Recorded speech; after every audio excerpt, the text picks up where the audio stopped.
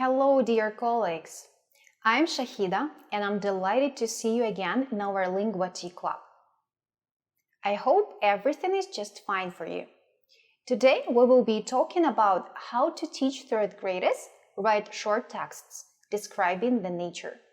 My demo lesson is based on the materials from the course book for the third grade. That's Unit 14, Lesson 2, pages 185, 6 and 7. The objective of today's lesson is to teach students how to describe pictures using short sentences and lexical units from the topic world around us. Watch my lesson and note which skills students will be practicing during this demo. Hello, boys and girls. How is it going? I hope you're all fine today. Let's play a game. Do you remember the words from the last lesson which we used to talk about the world around us? Now, guys, there are 3 teams. Take a pen or a pencil. You have 1 minute to write all the words that you remember from the last lesson. Start. Time's up. Finish, please. Now choose one speaker who will read the words and one secretary in the group. This person will cross out the words that are already mentioned.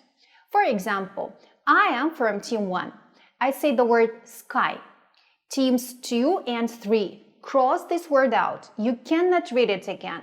Read another word. Don't repeat each other. The team with the most words wins. Let's start. Team 1. A lake. Okay, Team 2.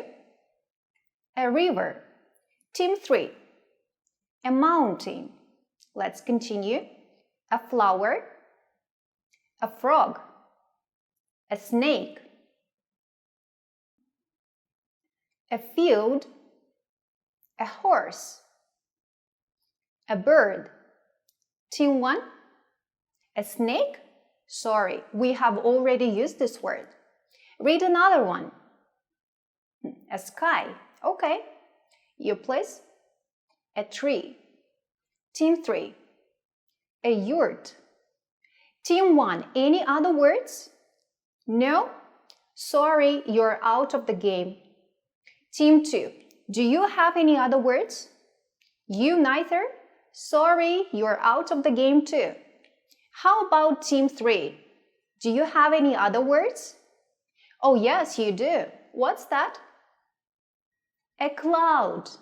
Great. So Team 3 is the winner of the game because they have 5 words. My congratulations. So today we will continue talking about the world around us.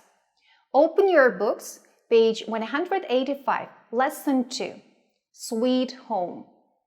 Look at the picture. What can you see in the picture? Trees, birds, flowers, apples. So what's that in general?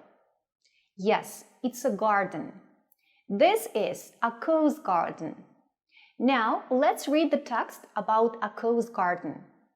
If there are any words you don't know, you may circle them and then ask me for the meaning or translation. Let's start. This is my garden. The garden is big. It is beautiful. There are many apple trees. The trees are green. They are tall. There are many birds in the garden. They usually sit in the trees. There aren't any frogs in my garden because there isn't a lake. There is one pine in the garden and there are many flowers. The flowers are red. They are nice. I love my garden. Are there any unknown words for you? Oh yes, what's that?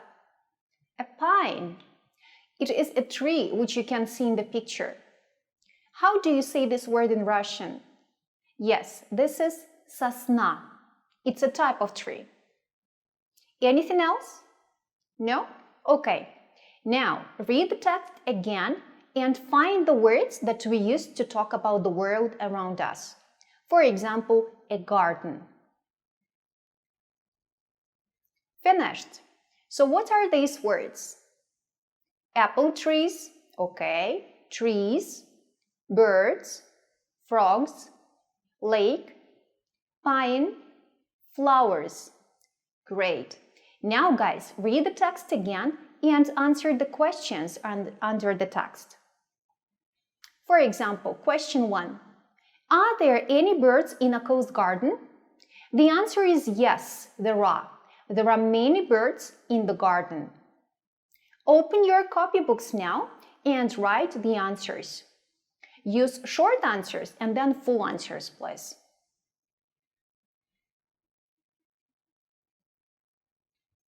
Have you finished? Let's have a look at your answers. Question 2. You please. Are the birds small?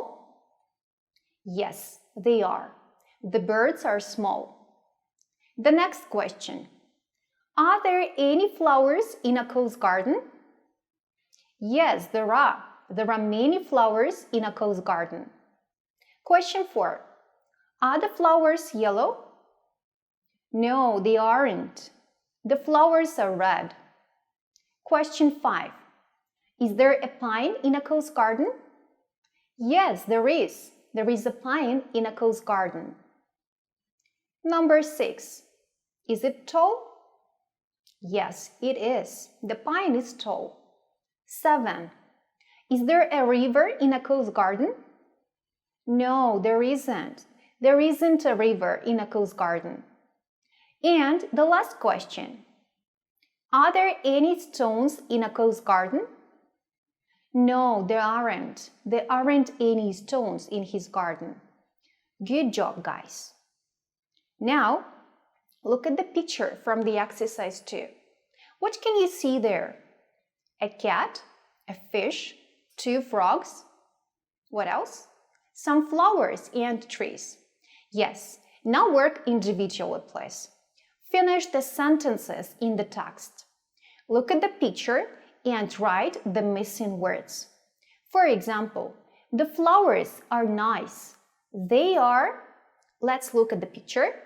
Yes, blue. They are blue. Are you ready? Now work with your partners, please. Read the sentences to each other one by one.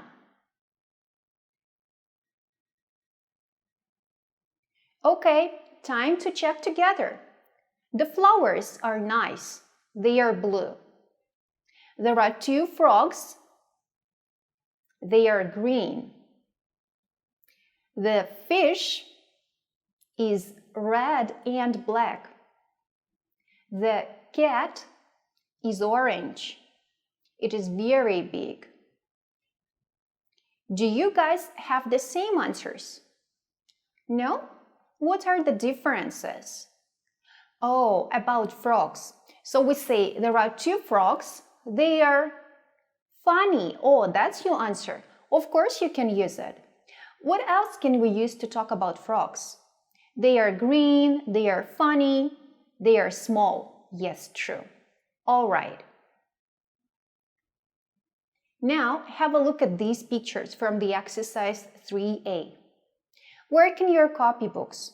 You look at these 3 pictures and you write short texts about them in your copybooks.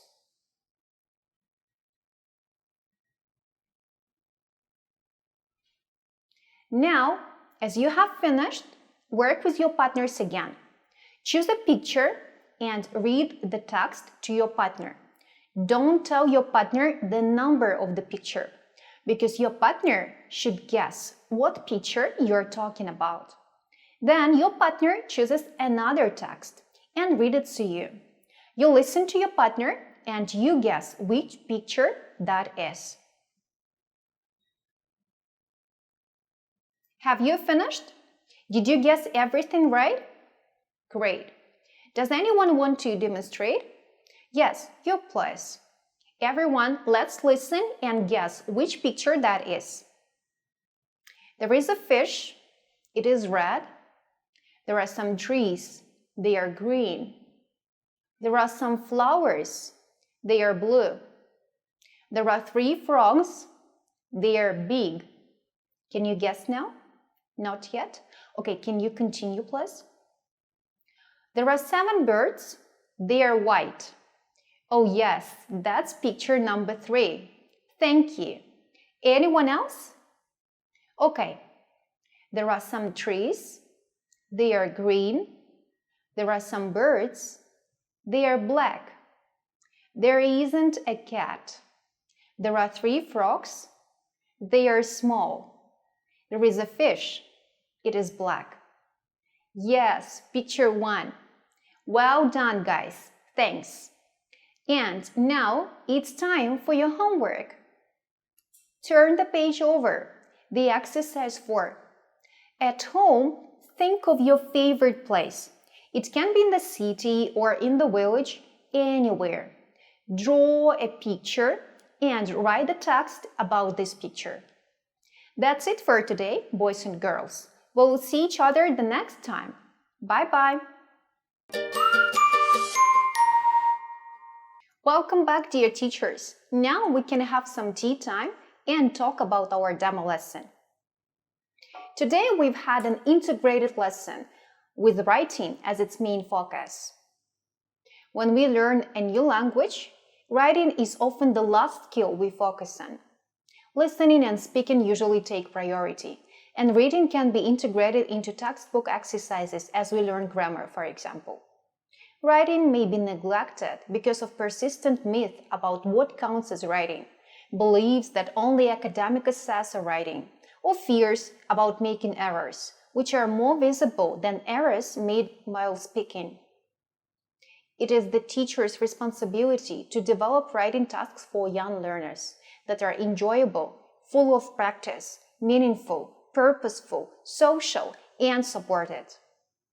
Writing skills only develop when young learners are taught how to write and when they are given opportunities to practice these skills and strategies. Going back to the lesson, you may remember that students were prepared for writing short texts step by step during the whole lesson, and the actual writing took place at the very last stage of it. We started the lesson with a fun warm-up activity, which was focused on the revision of the previously learned vocabulary, which in its turn was later used by students while reading and writing. Right after this, students started working on the text, and here comes my question. How many times did the students read the text? 2? 3? Remember, the first time students were listening to teachers reading, and they had a short task to do, to find the unknown words. If we just ask students to read or listen to the text without setting a task, do you think they will do it? I bet they won't. It's necessary to give students some task to do. Otherwise, they won't be interested in doing the activity. If you think your students won't face any problems with the vocabulary, you may set the task of looking for words which help us describe the world around us, as I did in the second reading. After that, you can ask students to read the text again in pairs so that they could listen to each other and correct the intonation or pronunciation mistakes. You would ask me, why do the students need to read the text several times when it's not the main skill which we want to practice? And I would tell you, because this text serves as a good model for writing. It consists of short and simple sentences. Thus, students will have a chance to memorize the structure of sentences before making up their own texts. Then, as you remember, students were to read the text for the third time and answer the questions. This is a complex task which cannot be done right after the first reading. That's why it comes at the last step. Do you remember what we did next? Right, students were to finish the sentences in the short text by looking at the picture to help them find the missing information. The answers may vary in adjectives describing color and size, and you should explain that more than one answer is possible to use. As for the activity that followed, the actual writing took place, where students were to describe pictures in the book. At this stage, it shouldn't be challenging, as students were prepared for working on the task by doing the previous exercises. Here, your students can finally produce their own texts, but the choice of vocabulary is still a little bit limited, because they write about pictures provided by the book. The free writing is going to take place in their homework exercise, where they can draw pictures themselves and use their own words to create sentences about their pictures. So, as you can see, writing does not necessarily mean academic success, and it's possible to do some writing activities even with young learners. You just need to select topics which are engaging for your students. Thus, they should be relatable and motivating. Set challenging but achievable tasks. Let your students brainstorm ideas. Provide an opportunity for pair work before an open class check-in, and your lessons will be enjoyable and successful. If you want to know more about teaching students in a fun and efficient way, watch our T-Club series and we will share more tips with you. Thanks a lot for your attention, and that's it for today. I hope that this demo lesson was useful for you. If you have any questions regarding the lesson, or if you want to clarify the points which are not clear to you, please feel free to contact us through our website. I'm looking forward to seeing you soon, dear colleagues. Goodbye.